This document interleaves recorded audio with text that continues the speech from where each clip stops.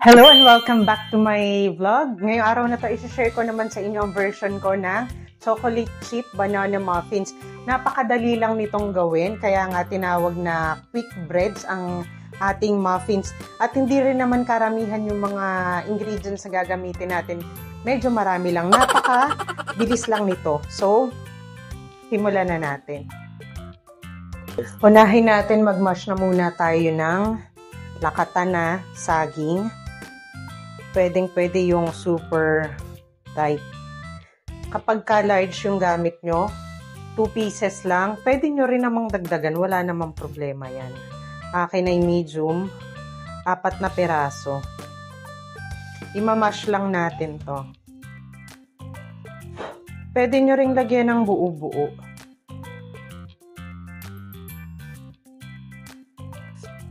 Dagdagan ko na, gawin ko ng 6 na peraso. Para bonggang-bongga ang flavor. Okay, 6 pieces medium ripe bananas. Mash lang natin. Pwede na rin po ang tinidor kung wala kayong pang mash.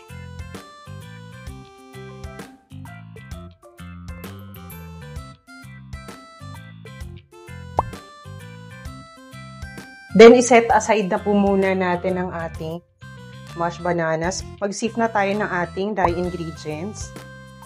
Soft wheat flour, 1 cup. Ganon din ang all-purpose flour, 1 cup din.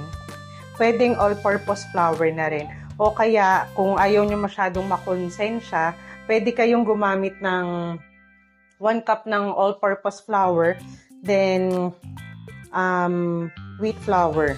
Yan. Baking soda, half teaspoon. Ilalagay ko po ulit ang exact measurement dito na mismo sa video. Half teaspoon baking soda. Then, 1.5 teaspoon ng baking powder.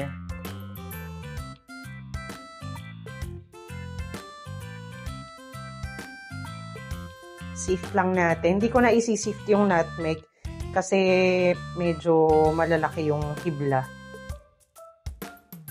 Huwag nyo kalimutan mag-subscribe, ha? Kung gusto nyo lang naman po. Pagka hindi naman ay okay lang.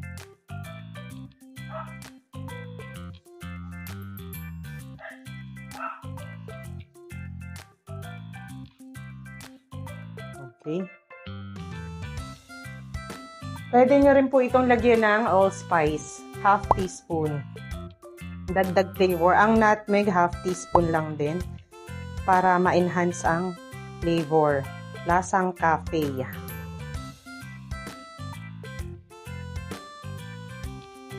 Siyempre, ang ating salt. Sea salt ang gamit ko, kaya hindi ko na rin sinip. Half teaspoon lang. Para maglabasan ang flavor ng ating mga ingredients. At ang gagamitin po natin na butter, unsalted na. Kung gagamit po kayo na salted, huwag na po kayo maglagay ng salt. Yan, i-mix lang natin para ma-distribute naman ng maigi mamaya sa ating mixture. Napakabilis lang po nito. At napakadali. At pwede nyo po itong i-refrigerate. Mas maganda nga po yung ma-refrigerate o chiller ng 4 hours. So, kaya mas maganda overnight. Kasi para ma-relax yung kanilang dough. At yung distribution ng mixture natin ay mas even. Tsaka mas maganda yung alsa. Mas fluffy at mas malaki yung alsa. Kasi nabibigyan natin ng enough time ang baking powder at baking soda na mag-activate. Kaya, ang ganda talaga ng alsa. Yung nung nakaraan lang, yung aking chocolate muffin, hindi ko na chiller at puno ang aking chiller at ref. Ito, i-chiller ko ng 4 hours. Mas maganda pa overnight. At, mas flavorful nga po pala kasi bago pa natin i-bake, nakapag-rest na siya, na-develop na ang flavor. Okay, isunod na natin ang ating room temperature na butter. Room temperature po itong butter na gagamitin at unsalted. Again, pwede kayong gumamit ng salted pero alisin nyo na po ang salt. Then, ilalagay natin ang ating granulated sugar, 198 grams. Cream lang natin to hanggang well blended na. Lagyan na natin ng 1 large egg.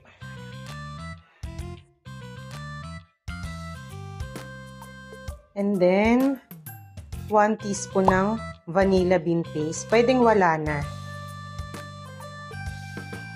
Masarap pa rin kahit wala na. Pero dagdag flavor, nilalagyan ko.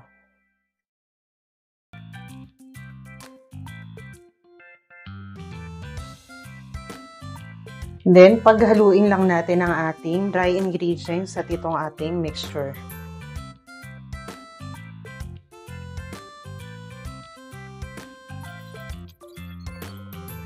Meron din akong recipe ng banana loaf bread. Moist yun at napakasarap. Very similar lang dito. Nandito rin po sa aking YouTube channel. Baka gusto nyo subukan. Ilalagay ko ang link sa description ng video na ito. Ganon din ang aking moist chocolate muffin na hindi ka mauumay sa tamis. And then, ilagay na natin ang ating all-purpose cream. Room temperature po. Pwede rin pong fresh milk.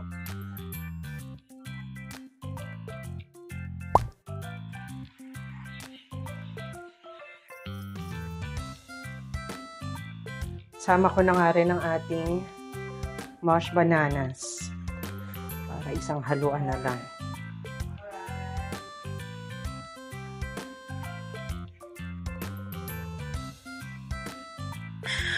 Oh, ang bango, grabe.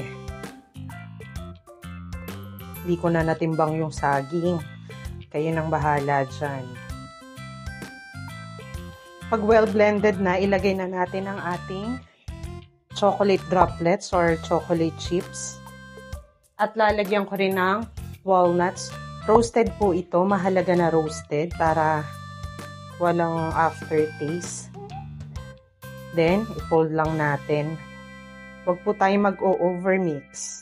Okay, fold lang po natin.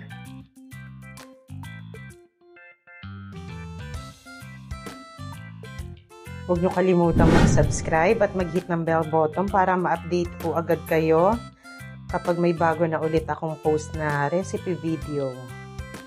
May mga recipe din po ako na pinupost sa YouTube Shorts. Yan. Medyo busy lang kaya medyo madalian lang yung mga i-share ko muna. At pag nagkaroon ako ng time, magpapakake ulit ako. Mag-vanilla cake naman. Yan, sana magawa ko na. And then, pwede na po itong i-bake agad sa pagkatapos. Kung gusto nyo, i-bake na agad, ay pwedeng-pwede sa 350 degrees Fahrenheit na oven for 20 minutes or hanggang yung toothpick na i-insert nyo sa gitna, wala nang crumbs na lalabas. Pero ako po, para mas maganda nga yung alsa at mas flavorful, avoid din ng paglalagay sa refrigerator o sa chiller yung pagiging sobrang tough or super dense. Kasi nasusolidify po ang fats sa mixture. So, babalikan ko po ito. 4 hours ko po itong patatambayin sa chiller. See you later. Ngayon po, okay na ang ating butter. Ilagay lang natin sa ating mga cupcake liner. Ang ice cream scooper ko po ay 6 cm. Yan. Medyo puno siya kasi gusto ko mataas. Makakagawa tayo dito ng mga 12 to 14 pieces po na muffins. Well, depende po sa size. Mataas yung aking cupcake liner. Pang muffins talaga. Kung gusto nyong gumamit ng mas mababa, nasa inyo na po yun.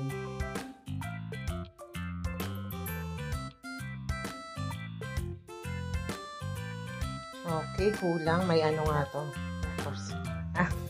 12 pieces. Magdadagdag pa ako ng 3 kasi ginawa kong 6 pieces yung bananas. Okay, dagdag tayo. Dagdag.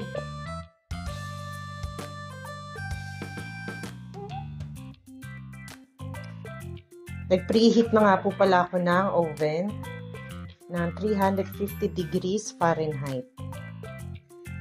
Okay, 2 lang pala. Sasaidin na lang natin to. Sobra nang nakarelax, so mas maganda ang alsa nito. Okay, lagyan na rin natin ng chocolate droplets sa ibabaw.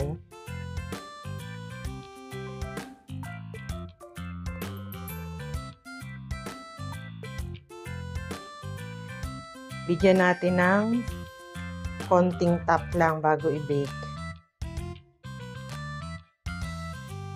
Then, i-bake ko na po sa preheated oven, 350 degrees Fahrenheit ng 20 to 25 minutes. Kapag ka naka 20 minutes na po, insertan natin ng cake tester or toothpick sa gitna. Pag wala ng kasamang crumbs, yari na ang ating muffins. Okay?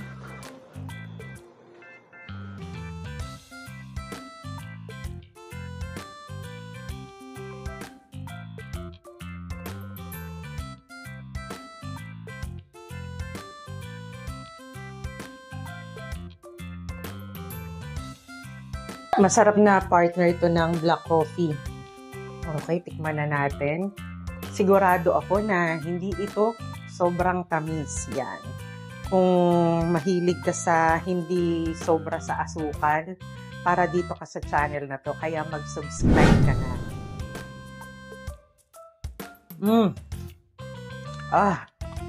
Sarap.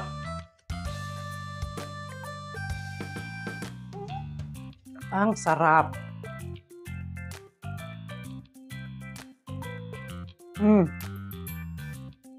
Grabe.